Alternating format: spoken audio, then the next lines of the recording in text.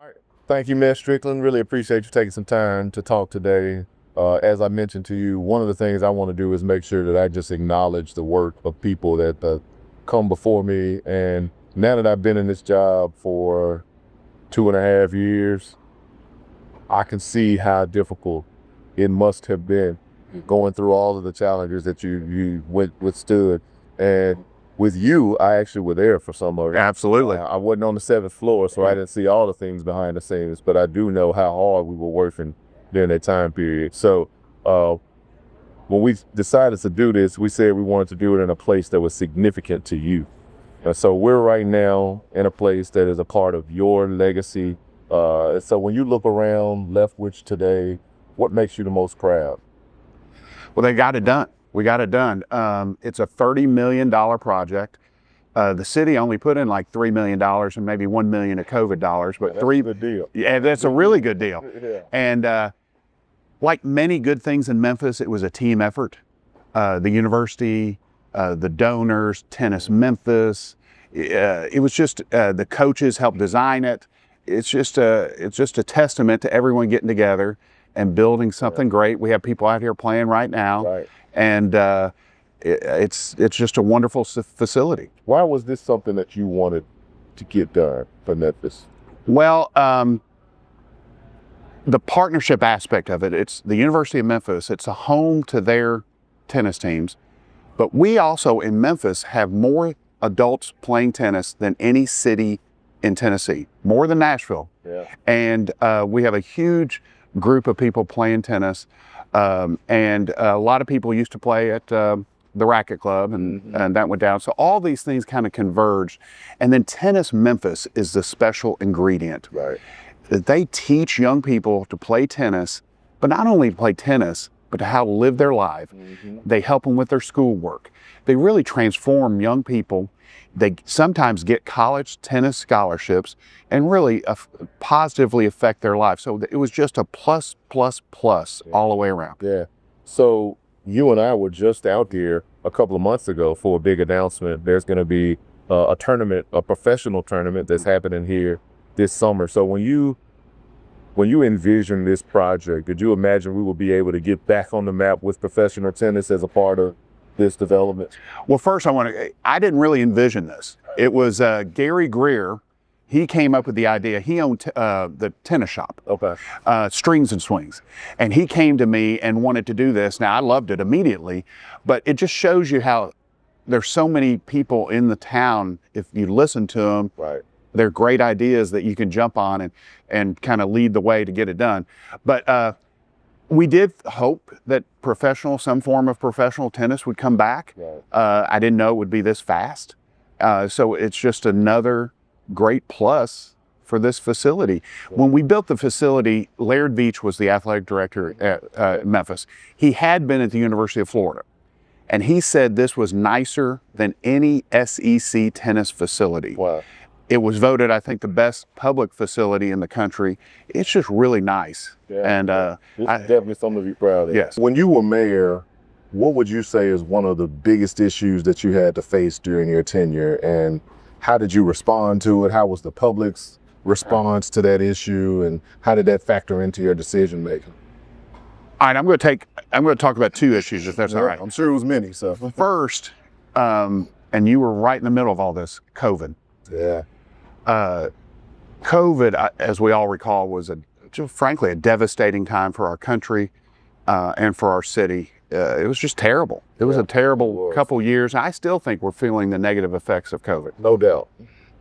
But so when COVID first hit, we were all the public, including me, we were very wary, didn't know exactly what was going on. But basically, I ate up as much information as I could. The Dr. Jane and other doctors here in Memphis, we did the mayor's conference had national calls. We were trying to learn as much as we could. Right. And the doctors didn't 100% know what was going on. So what we tried to do with the public, we knew they were wary. Some were scared. Try to get as much information and convey that realistically and honestly as we can, but also talk about the plan that we had to offer some hope that, we're going to get through this together.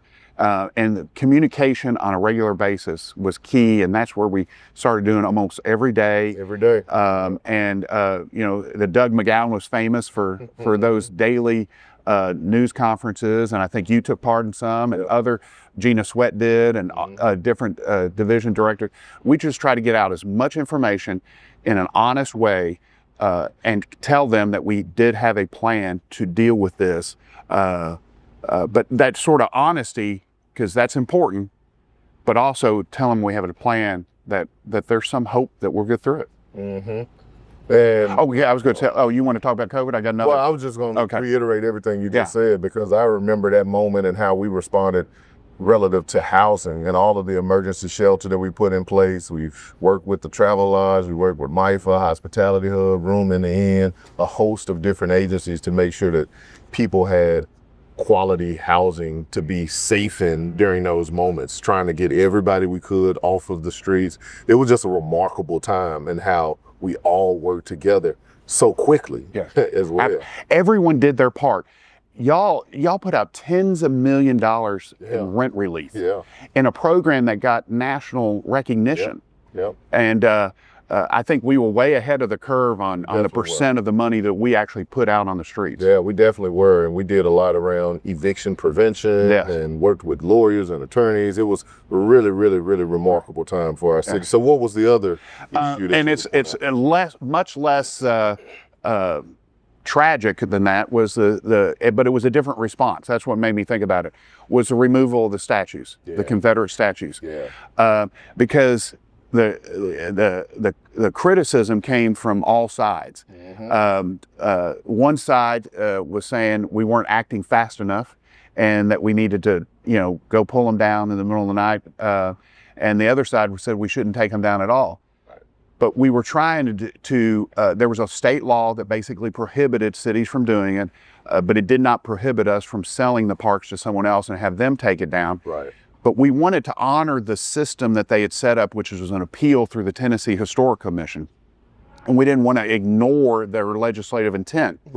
Because we didn't want to win the war, take down the statues, and then, win the battle. We didn't want to win the battle and take down the statues, but lose the war and kill our relationship with the state government.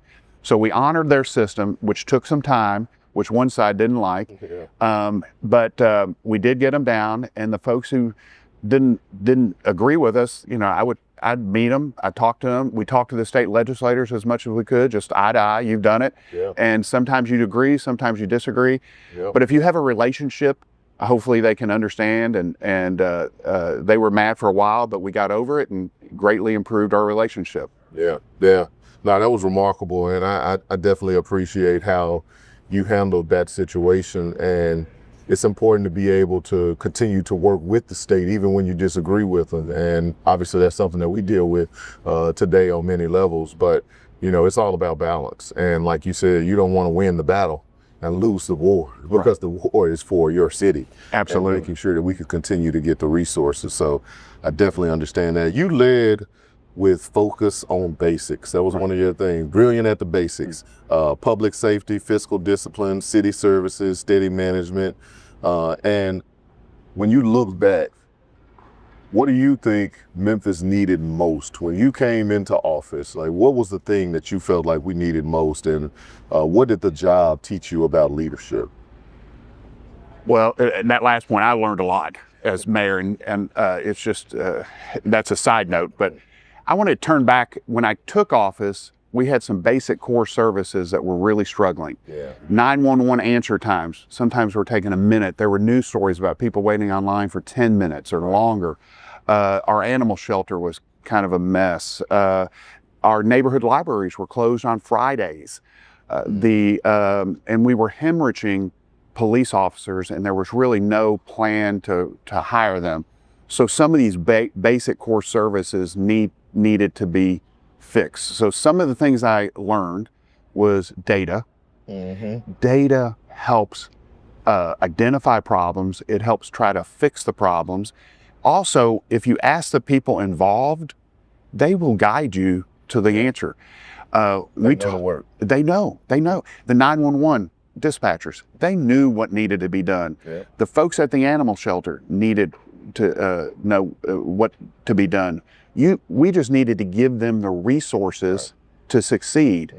So I guess the lessons I learned were, if you, first of all, hire really, really good people, give them the resources to succeed, measure results, hold people accountable, and communicate that data not only to city people, but to the public. Yeah, yeah.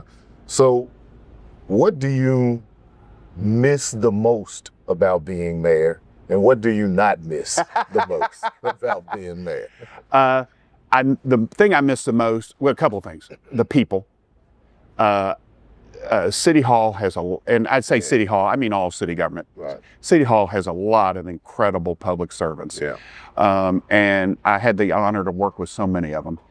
Two would be the chance to make real difference on a citywide basis. Yeah. You get that opportunity for a very short time, and it's such an honor to be able to do that. I don't miss the stress, the time involved, 7 days a week, 24 hours a day. And when you tell an average person that, they don't, it really is 7 days a week. Nonstop. Nonstop. And it's just, you have to be everywhere at all times. And that's a good thing, because you're dealing with people, and the Memphians are so great, but it just wears you out. And then just the feeling of personal responsibility for everything bad that happens in the city. Yeah, no, I feel that to my core, because I, like you, get the email when homicide or shooting takes place, and I feel the pain every time I read it. And I'm reading all the things that took place in the incident. And the other point that you made around this being a period of time, I really think about that like every day, that this is for one point of my life, and I have an opportunity to do something historic for the city that made me everything I am. And so I feel that to my core. All right, last question. What advice do you have for me as mayor? You've already given me quite a bit off the cameras, but you know, what advice would you give to me, just given where we are in the nation, in this point in Memphis's history and our trajectory? What advice would you give me as the mayor of Memphis today? Well, first, I do think the best days of Memphis are ahead of us. I really do. I think this is a great city with great people, and you're doing a great job, and you have a good team, and best days are ahead of us. We've already talked about hiring great people and seizing the opportunity. The other couple things are dream big. This is your one time, dream big. And it's okay to do things for the future. What I used to call is plant seeds. Like one of the things we're proud of is that we created or got universal needs-based pre-K done.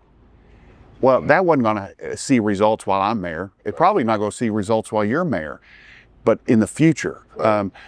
This building, you've been mayor with this building longer than I was mayor with this building. True. So you plant seeds that hopefully, being mayor, I see being mayor is, it's like a relay race, and it's a passing the baton. Mayor Wharton created Mayor Harrington created the jobs program. Wharton got it to 1,000, I got it to 2,000, you've gotten it to 3,000. We just pass that baton, and we make things better and better and better. And it's okay to plant for the future. And you know, there'll be one day where you look back and look at things with pride, and our whole team does with several things. Yeah, no, well, thank you so much for taking some time. It's been great talking to you. Look forward to continuing to talk to you even more about how we continue to advance our city, and congratulations to all the work that you're doing at the University of Memphis with the law school. Thank you. All right, thanks.